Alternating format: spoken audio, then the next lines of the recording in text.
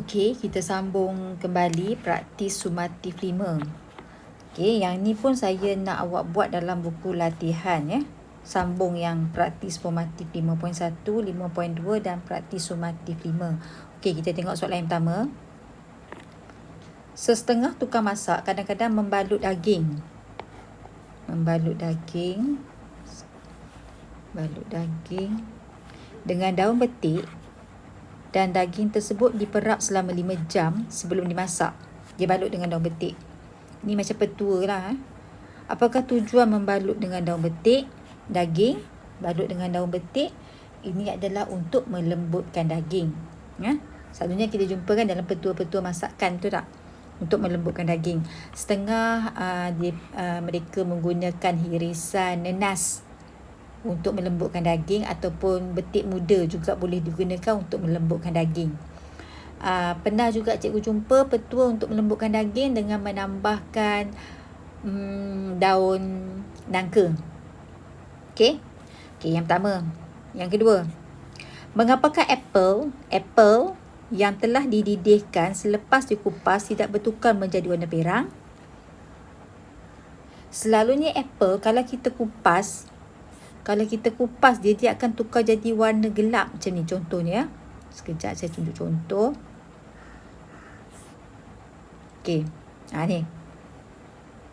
Apple bila kita kupas, kita potong, kita biar atas meja, tak lama lepas tu kita akan dapat warna perang dekat di permukaan apple yang dah terpotong ni. Kenapa? Sebabnya ada sejenis enzim yang akan menyebabkan isi apple tadi menjadi perang.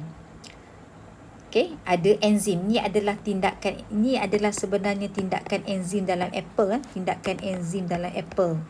Okey. Kita tengok soalan tadi.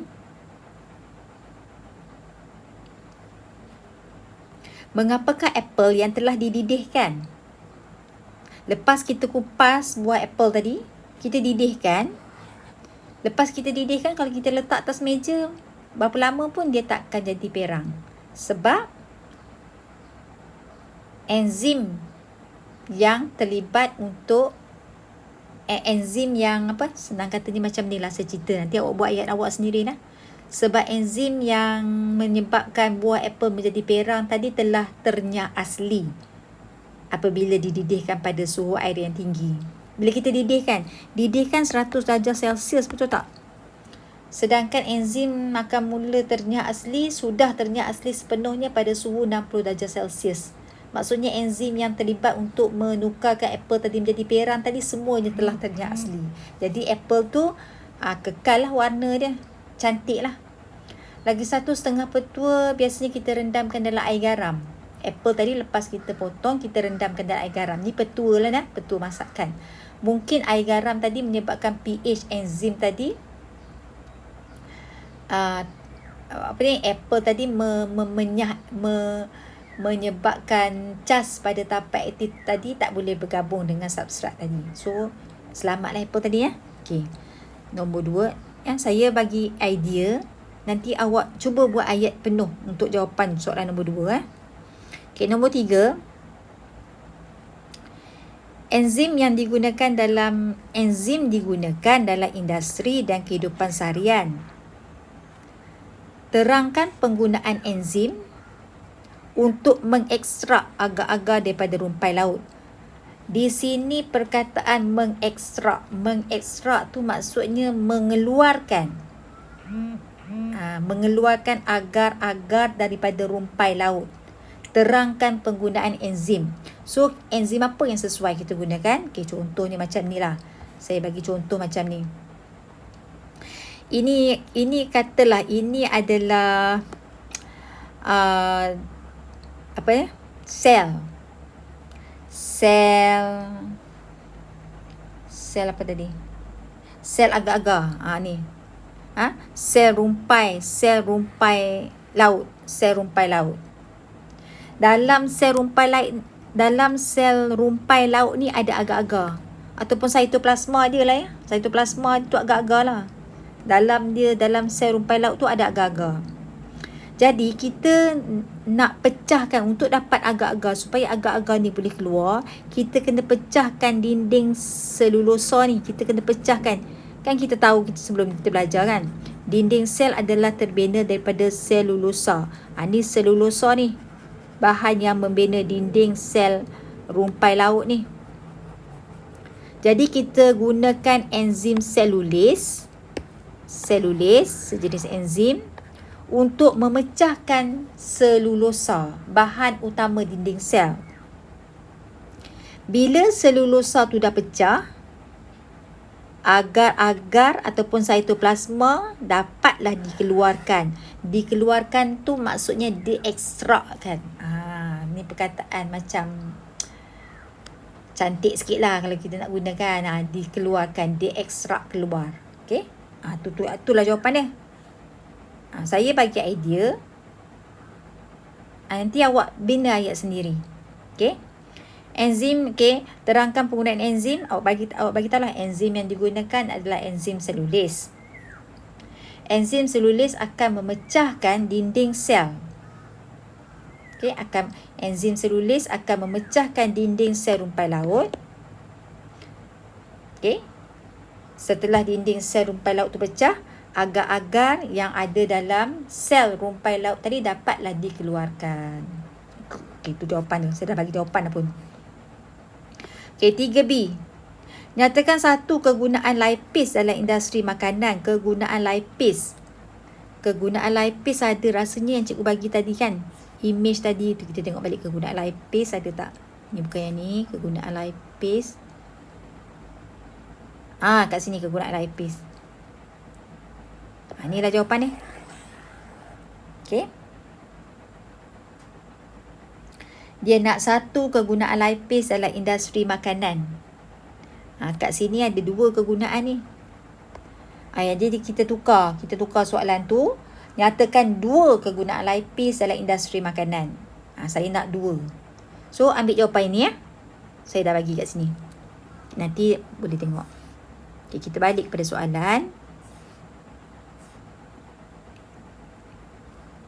Okay, ni dah settle. Nombor 4. Nyatakan dua sifat enzim. Okay. Dua sifat enzim boleh refer muka surat 87. Okay. Jelaskan mengapa hanya substrat tertentu saja dapat bergabung dengan enzim. Jawapannya juga ada sebab pada enzim ada apa? Dekat enzim ada apa tu? Ni enzim ada apa ni? Sebab pada enzim ada tapak aktif. Tapak aktif ini hanya sesuai untuk substrat yang spesifik sahaja. Maksudnya kalau enzim tapak aktifnya bentuk empat segi macam ni, so substrat yang sesuai dengan dia substrat yang macam ni lah. Boleh tak substrat yang macam ni nak masuk dekat sini? Tak boleh kan? Sebab enzim tu ada tapak aktif dan tapak aktif tadi hanya sesuai untuk substrat yang sepadan dengannya saja. Saya dah buat dah ayat untuk awak. Okay, B dah.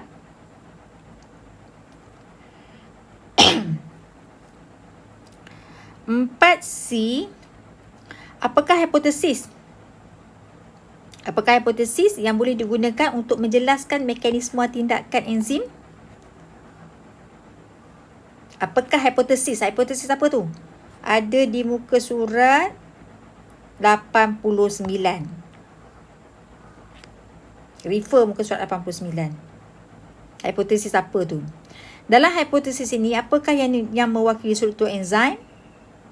Enzim diwakili oleh apa? Dan struktur substrat tu mewakili apa?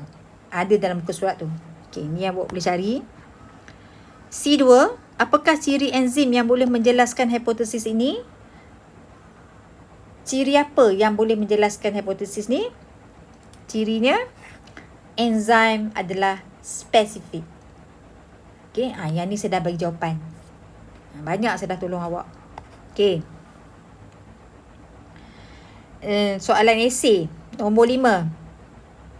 Sekiranya anda merupakan seorang pengusaha makanan, cadangkan satu enzim yang boleh anda gunakan dalam pemprosesan daging dan ikan. Anda ni pengusaha makanan. Contohnya anda ni adalah ada kilang buat fishball, fish cake ke apa ke. Nyatakan satu enzim yang boleh anda gunakan dalam pemprosesan daging dan ikan. Daging dan ikan. Daging dengan ikan. Nyatakan fungsi enzim ini. Enzim apa? Kalau untuk pemprosesan daging dengan ikan ni kita boleh gunakan enzim. Rasanya kita boleh gunakan enzim ni saya dah bagi dah. Apa? Ya, enzim ni kita boleh gunakan enzim ni. Sebabnya untuk daging kita nak lembutkan daging.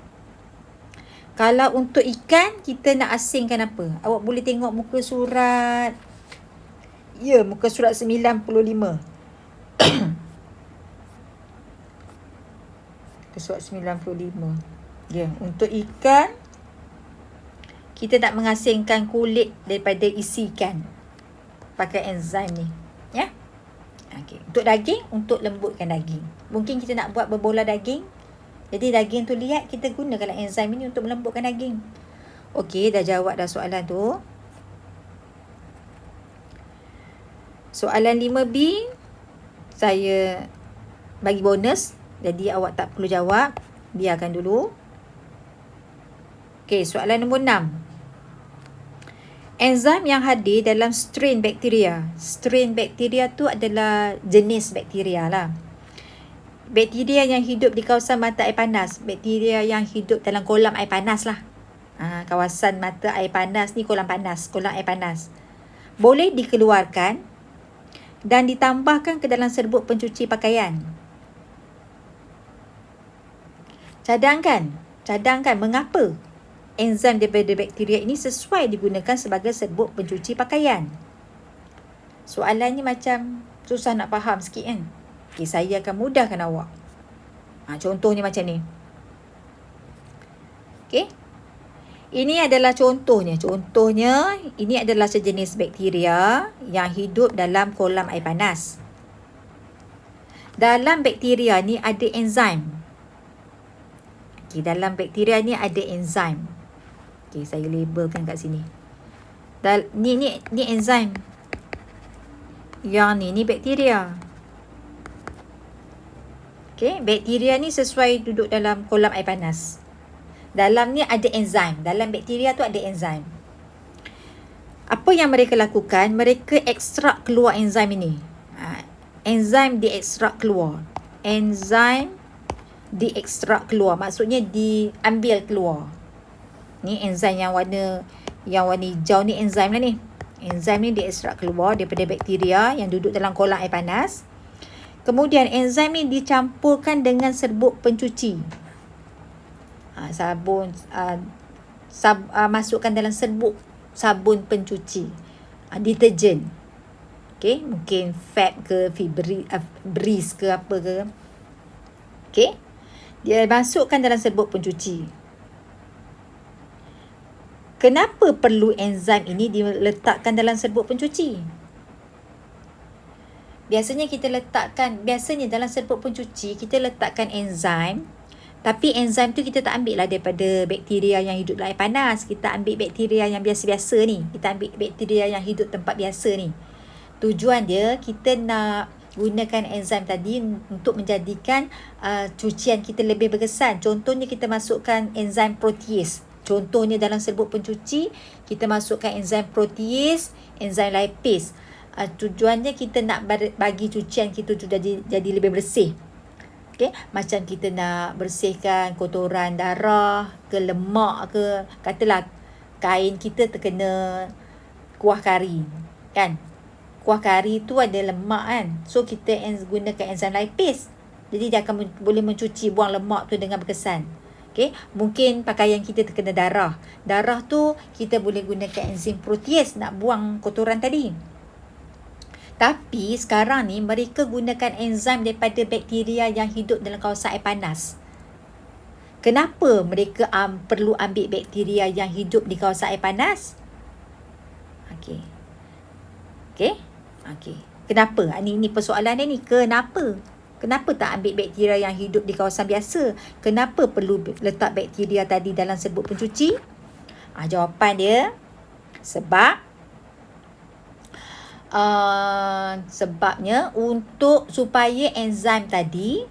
supaya enzim dalam serbuk pencuci tadi tidak mudah musnah apabila pakaian dibasuh dengan menggunakan air panas.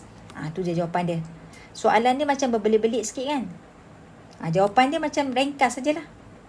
Sebabnya kita nak mengelakkan enzim dalam serbuk pencuci itu daripada ternyah asli apabila pakaian dibasuh menggunakan air panas. Itu dia jawapannya. Okey ya, setengah-setengah baju, setengah-setengah pakaian kita perlu cuci dengan air panas.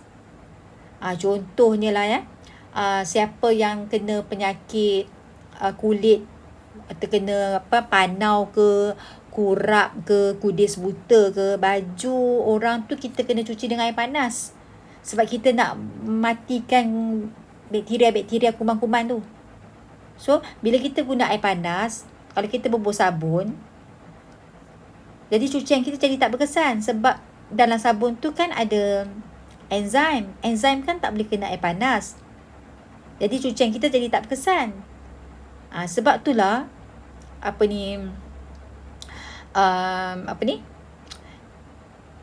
kita patut gunakan enzim